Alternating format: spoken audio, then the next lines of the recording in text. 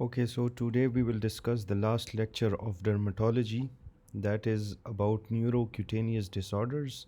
तो न्यूरोक्यूटेनियस डिसऑर्डर्स को हम फैकोमेटोसिस भी कहते हैं। ये एक जेनेटिक डिसऑर्डर है of the skin, nerves and eyes. ठीक है, जो न्यूरोक्यूटेनियस डिसऑर्डर्स हैं, दीज आर जेनेटिक डिसऑर्डर्स। इसमें स्किन इन्वॉल्व होता है, नर्व और eyes will be involved.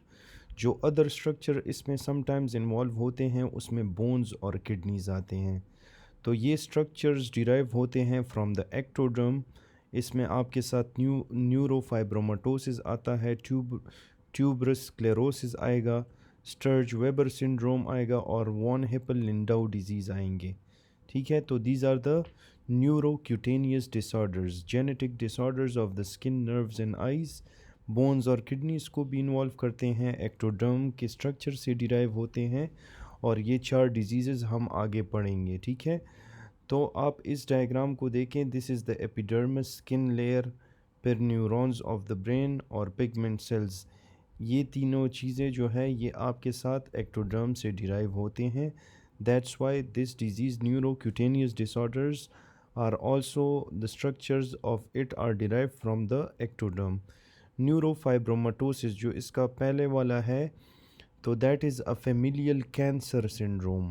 Familial cancer syndrome है, जेनेटिक डिसऑर्डर है, और ये आपके साथ ऑटोसोमल डोमिनेंट इसका पैटर्न है।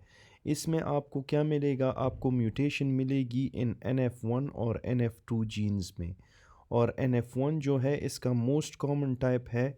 तो ये असल में आपके साथ आपने जो याद रखना है कि this is a nerve tumour with skin and I findings. ठीक है, तो ये बहुत कॉमनली आपको मिलता है, इसका पिक्चर भी आगे आ जाएगा।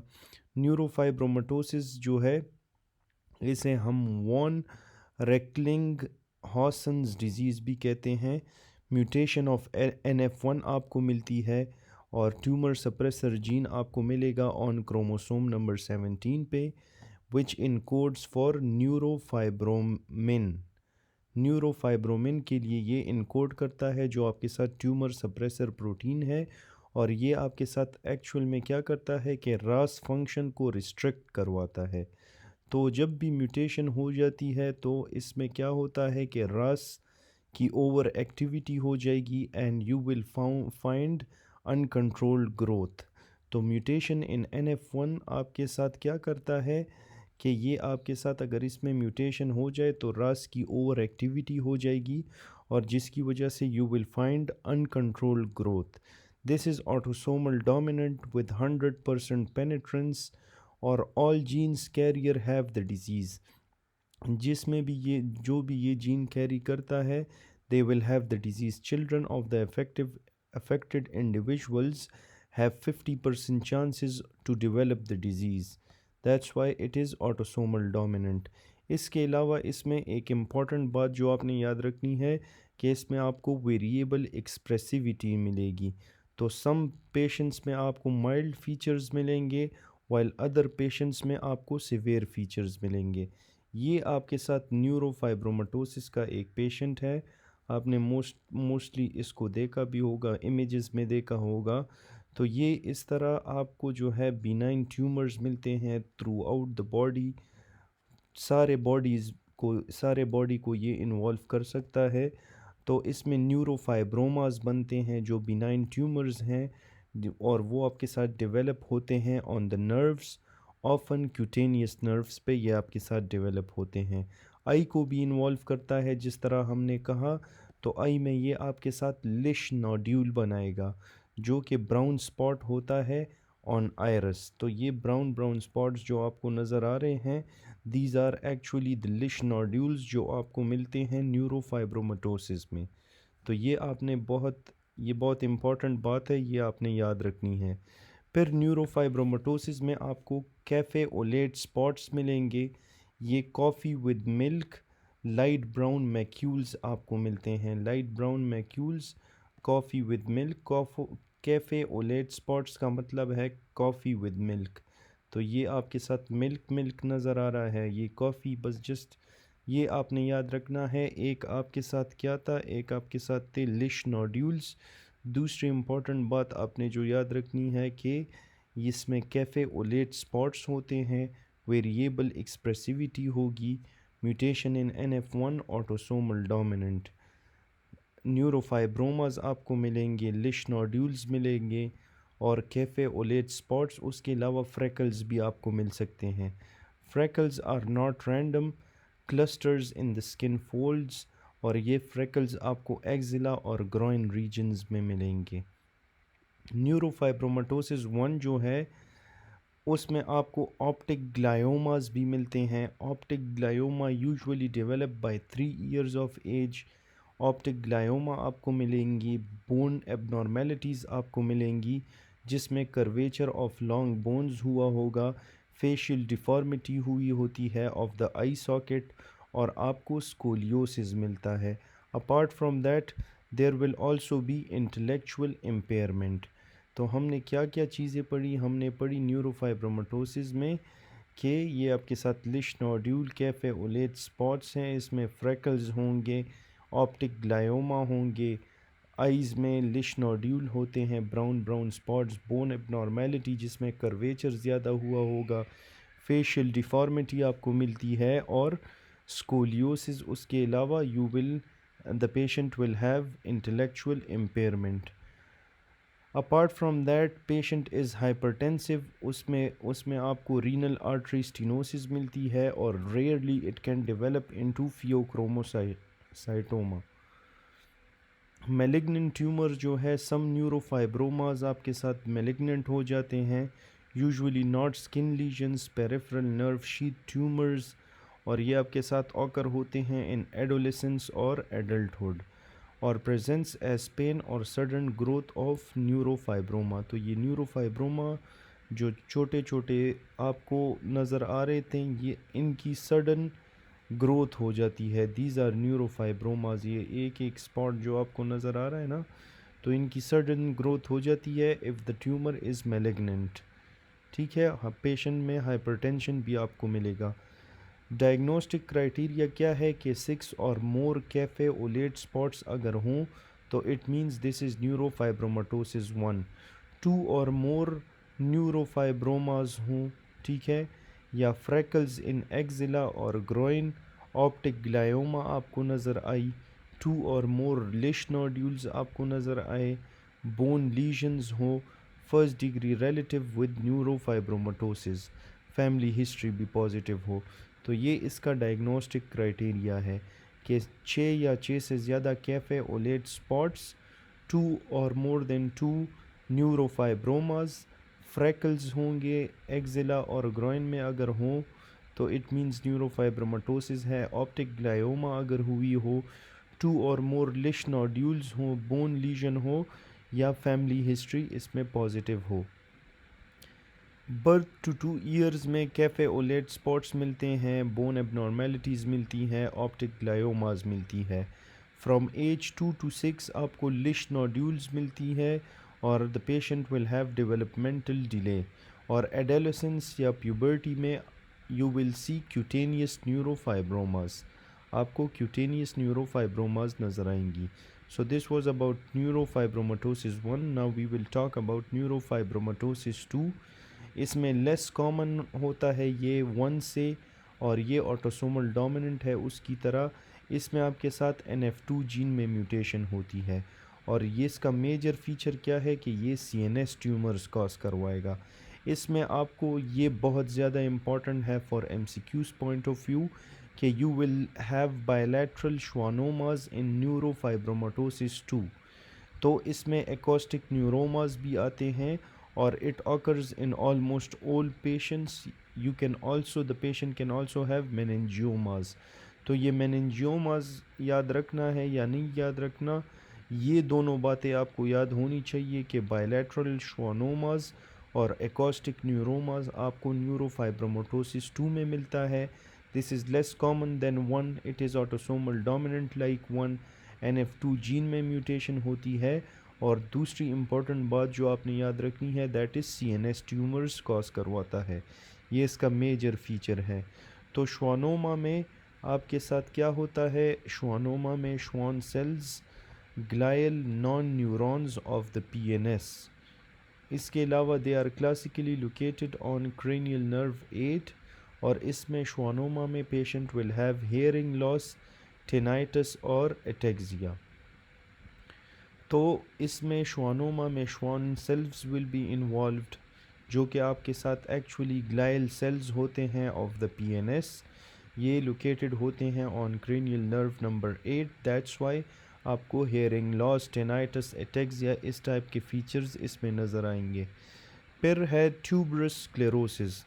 तो ट्यूबरस स्क्लेरोसिस आपके साथ एक फैमिलियल कैंसर सिंड्रोम है जिसका हॉलमार्क आपके साथ है haematomas. This is very important. अगर आपके माइंड में ट्यूबरस स्क्लेरोसिस आता है तो the next thing that is associated या इसका हॉलमार्क जो है दैट इज़ हेमाटोमास। ये आपको ट्यूबरस स्क्लेरोसिस के साथ याद होना चाहिए because hematomas are the benign malformation of cells tissues and it resembles tissues of origin, skin, lung and spleen.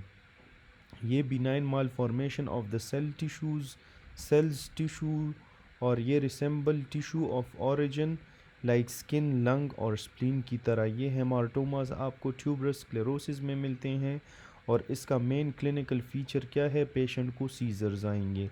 तो ये दोनों चीज़ें आपने याद रखनी है कि हेमाटोमास और सीजर्स आपको ट्यूबरस स्क्लेरोसिस में मिलते हैं और इसमें आपको सीएनएस हेमाटोमास भी मिलते हैं। ठीक है, तो just giving you a quick review, फिर आगे जाते हैं। ठीक है कि आपके साथ न्यूरोफाइब्रोमाटोसिस 1 है। तो न्यूरोफाइब्रोमाटोसिस 1 जो है उसमें नर्व ट्यूमर स्किन आई को इन्वॉल्व करता है। NF1 NF2 genetic disorder autosomal dominant है। फिर उसके बाद ट्यूमर सप्रेसेंट जीन और क्रोमोसोम 17 विच इनकोड्स न्यूरोफाइब्रोमिनिन। रस की ओवर एक्टिविटी ज़्यादा हो जाती है, ऑटोसोमल डोमिनेंट है, 50% चांस होगा, वेरिएबल एक्सप्रेसिविटी है। इसमें न्यूरोफाइब्रोमास आपको मिलेंगे।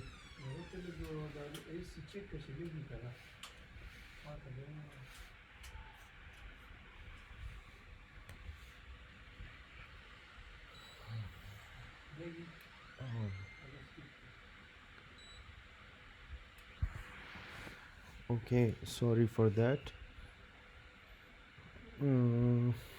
Sorry for that. अच्छा, तो न्यूरोफाइब्रोमाटोसिस 1 में आपको ये चीज़ें मिलेंगी, न्यूरोफाइब्रोमाटोसिस 1 में आपको लिश नोड्यूल्स मिलते हैं, brown spots on the iris. Neurofibromatosis में कैफ़े ओलेट स्पॉट्स मिलती हैं, कॉफ़ी विद मिल्क, फ्रैकल्स, ये चीज़ें मिलेंगी आपको। न्यूरोफाइब्रोमाटोसिस में ऑप्टिक ग्लायोमास आपको मिलते हैं, बोन एबनॉर्मेलिटीज़, इंटेलेक्चुअल इम्पेयरमेंट आपको मिलेगी, हाइपरटेंशन और मेलिग्नेंट रिस्क भी है। डायग्नोस्टिक क्राइटेरिया ये है 6 और मोर कैफे ओलेट स्पॉट, 2 और more neurofibromas, freckles in axilla और ग्रॉइन, ऑप्टिक ग्लायोमा, 2 और more Lisch nodules, bone lesions. 2 birth to 2 years में cafe au lait spots, bone abnormality, optic glioma, 2 to 6 years में लिश नोड्यूल्स, डेवलपमेंटल डिले और adolescence में cutaneous neurofibromas. Less common than NF1, also autosomal dominant होता है, mutation of NF1 gene. Major feature CNS tumour है। Bilateral schwannomas आपको मिलती है और मेनिंजियोमास।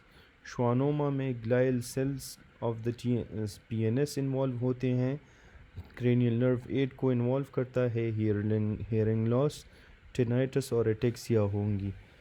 ट्यूबरस स्क्लेरोसिस में there is familial cancer syndrome, hallmark इसका हेमाटोमा है, benign malformation of the cells tissues resemble tissue of origin. The clinical feature, important clinical feature is seizures and you will have CNS hematomas. Tuberous sclerosis के बारे में और अभी आगे पढ़ते हैं कि it is autosomal dominant with variable expressivity। ठीक है, ये de novo mutation होती है 80% cases में, no family history। There is mutation in TSC1 और TSC2।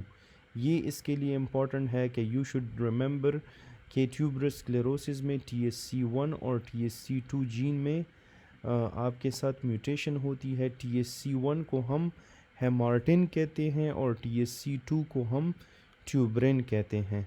प्रोटीन इनहिबिट्स एमटॉर, ठीक है, प्रोटीन इसमें एक चीज़ को इनहिबिट करता है जिसे हम एमटॉर कहते हैं।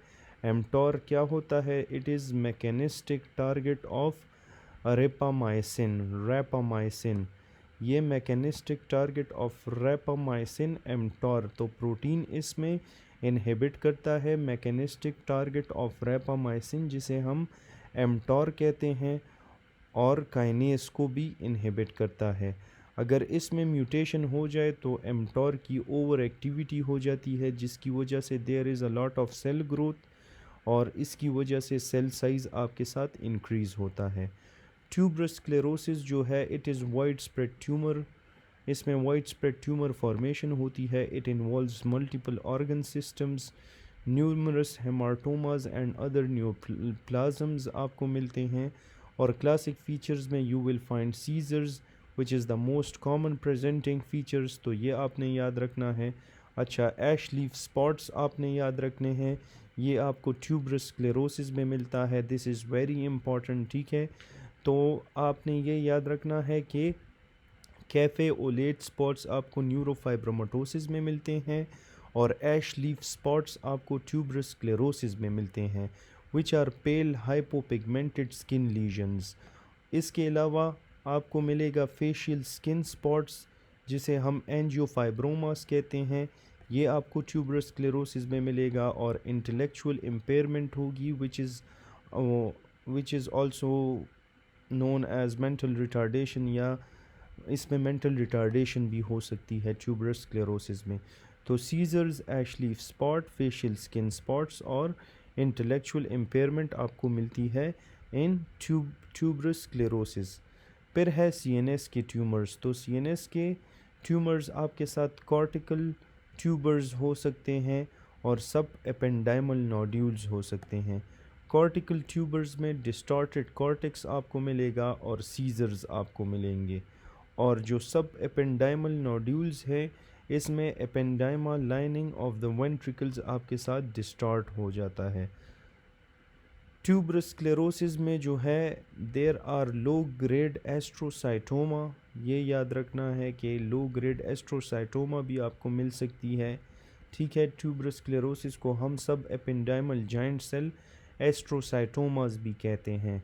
तो इसमें लो ग्रेड एस्ट्रोसाइटोमा आपको मिलेगी, usually occur at the interventricular foramen पे होता है, एंड इट में obstruct the ventricles and cause हाइड्रोसेफिलिस।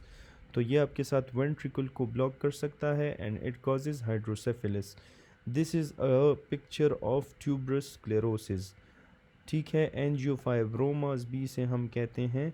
तो इसमें आपको fibrous papules usually on the face मिलेंगे, ठीक है। These are the fibrous papules usually on the face.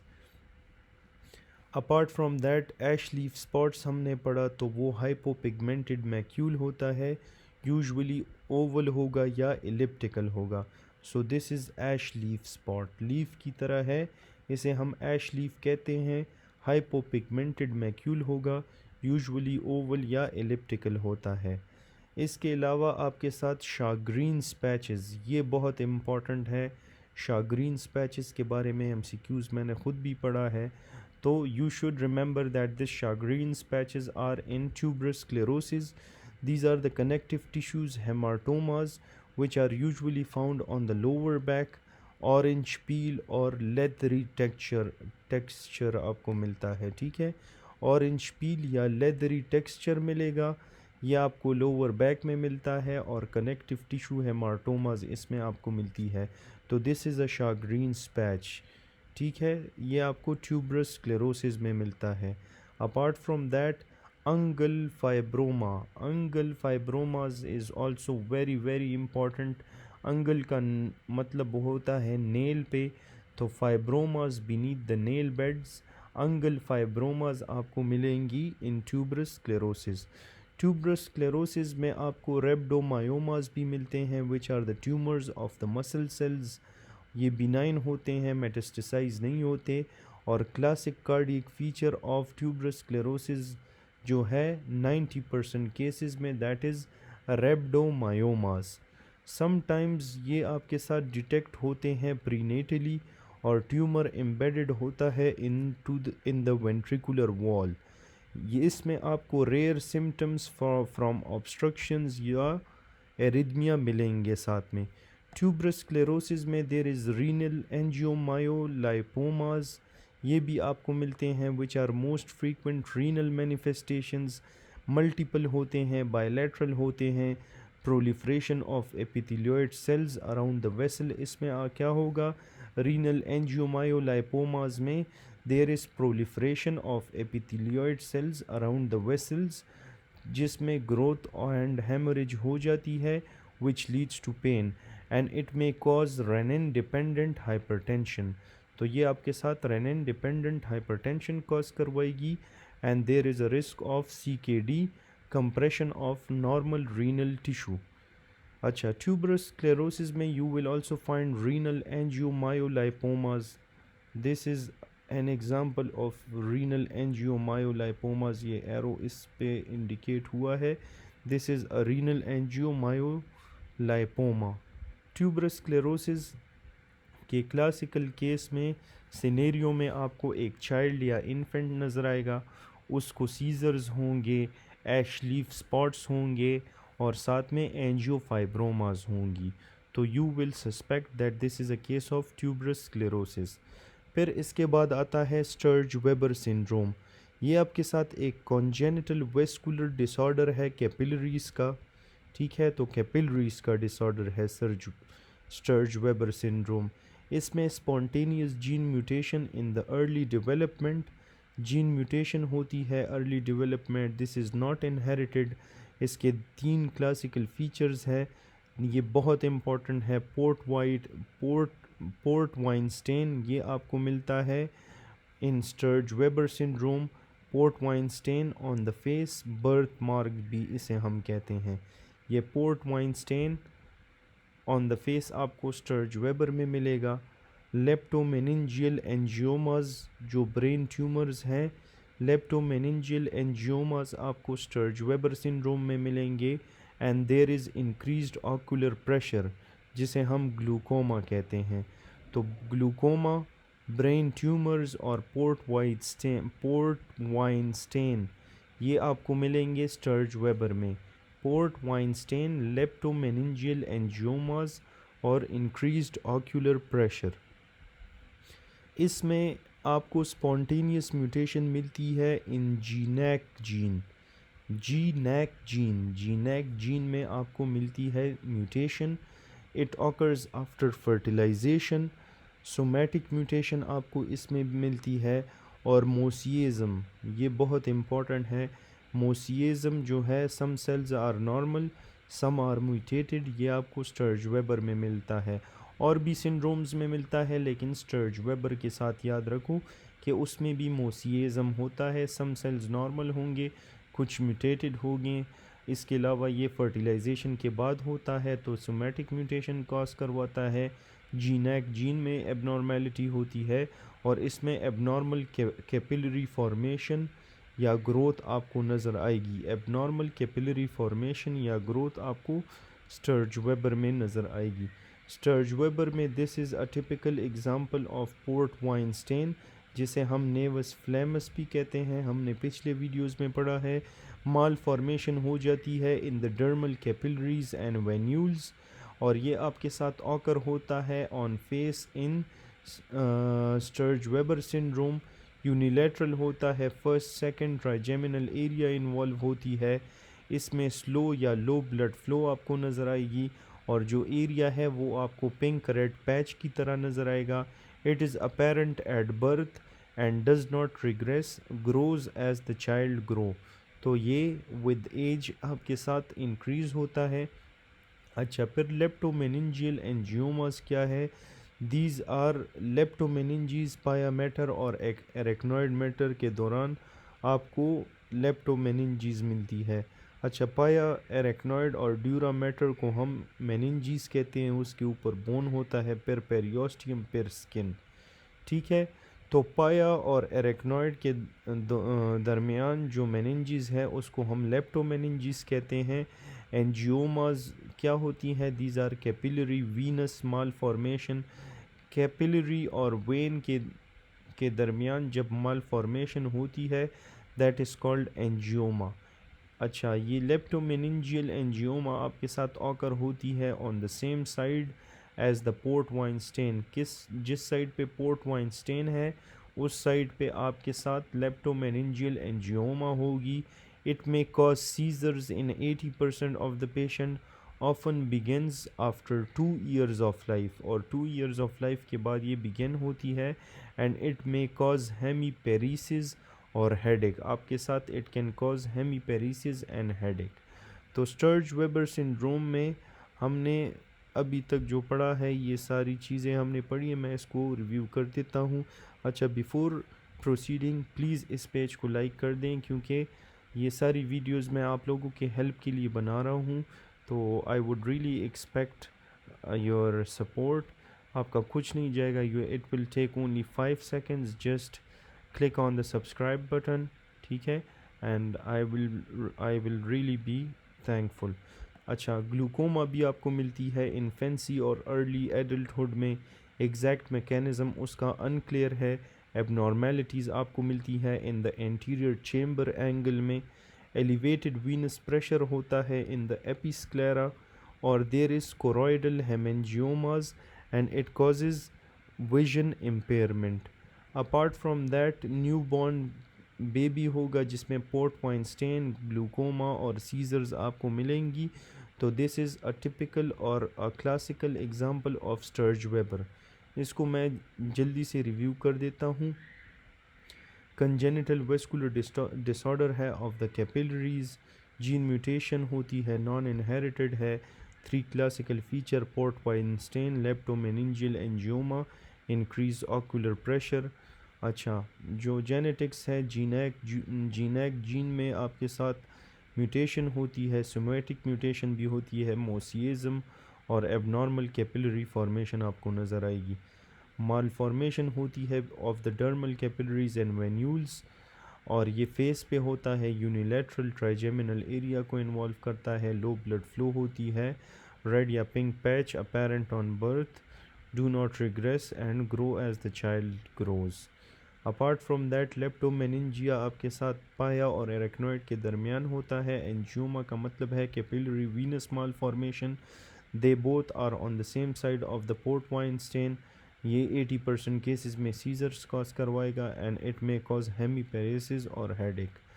अच्छा, ग्लूकोमा कॉज करवाता है इन इन्फेंसी, एडल्टहुड में एग्जैक्ट मैकेनिज़्म अनक्लियर है, और एबनॉर्मेलिटीज़ एंटीरियर चैम्बर एंगल में हो सकती है। वीनस प्रेशर आपके साथ एलिवेटेड हो सकता है एपिस्क्लेरा में, और कोरोइडल हेमेंजियोमास हो सकती है। तो it can cause vision impairment. Scenario में आपको newborn with port wine stain, seizures और ग्लूकोमा नज़र आएंगी।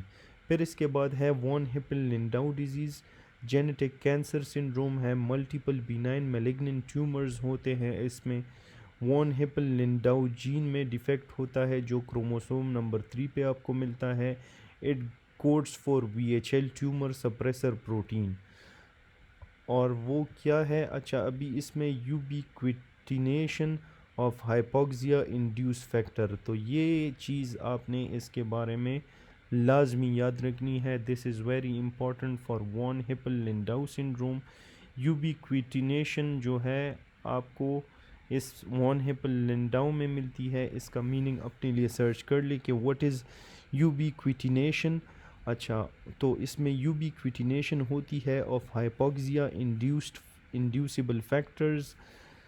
तो you will get post translational modification और एडिशन ऑफ यूबिक्विटिन। ये एक प्रोटीन होता है, यूबिक्विटिन आपके साथ ऐड हो जाता है to smaller proteins, to proteins, ठीक है।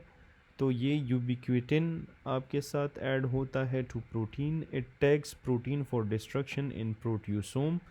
तो cell behave as if hypoxic and blood vessels आपके साथ ग्रो हो जाएंगे, ठीक है। तो von Hippel Lindau genetic cancer syndrome है, मल्टीपल बिनाइन या मेलिग्नेंट ट्यूमर्स कॉज करवा सकता है। VHL जीन में मसला होगा, क्रोमोसोम नंबर 3 पे होता है।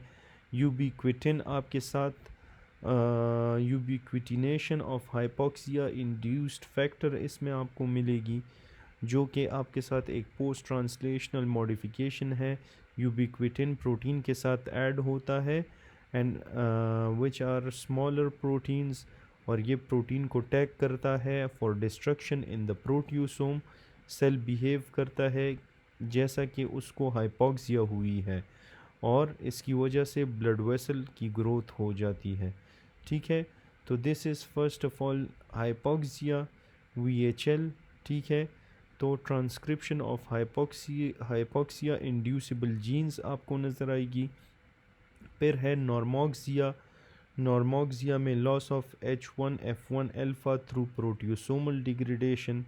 और the third one is VHL disease, जिसमें there is transcription of hypoxia inducible gene.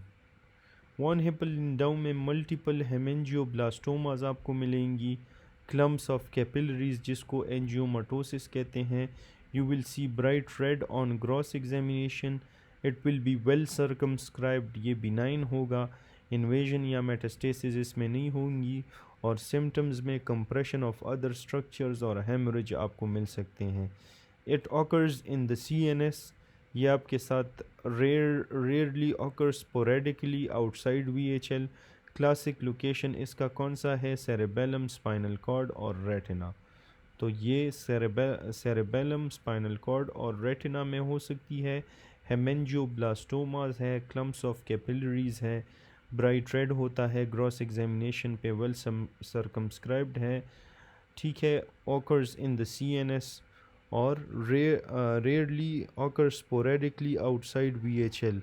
So this is an example of von Hippel-Lindau syndrome, यहाँ पे इन्होंने पॉइंट आउट किया है। ठीक है, this is a lesion. Renal cyst भी आपको इसमें मिल सकते हैं। It is also associated with renal cell carcinoma bilaterally, और ये आपके साथ फियोक्रोमोसाइटोमा भी कॉज करवा सकता है। And finally it requires 2 hits. ठीक है, 1 एबनॉर्मल जीन इनहेरिटेड जिसे हम जर्म लाइन म्यूटेशन कहते हैं, और second spontaneous mutation will lead to the disease. तो इसमें आपके साथ 2 हिट्स होते हैं। फर्स्ट हिट का मतलब ये है कि 2 दफ़ा म्यूटेशन हो जाती है, दैट बिकम्स वॉन हिपल लिंडाउ। तो फर्स्ट हिट में एबनॉर्मल जीन इनहेरिट हो जाता है, और सेकंड में क्या होता है कि स्पॉन्टेनियस म्यूटेशन हो जाती है which leads to the disease. This is similar to retinoblastoma की तरह सिमिलर है, और ये आपके साथ लीफ्रूमानी और फैप की तरह, इन तीनों की तरह this is similar to retinoblastoma, Li Fraumeni syndrome और फेमिलियल एडिनोमेटस पोलिपोसिस। इन तीनों चीज़ों की तरह ये सिमिलर होता है। दिस इज़ ऑटोसोमल डोमिनेंट, और onset usually late childhood to young adulthood में आपको मिलती है, and it takes years for second hit to occur. तो it takes year for second hit to occur. So that's all for the dermatology lectures. Hope you learned a few things. Please do like, share and subscribe. And thanks for watching. See you in the next video.